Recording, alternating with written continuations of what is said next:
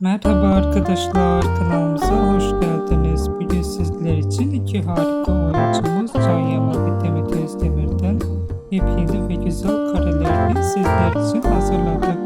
Can Yaman ve Demet Özdemir çifti Erkenci Kuş dizisinde birlikte rol almış ve sevgili olmuştular ve yollarını ayırmıştılar.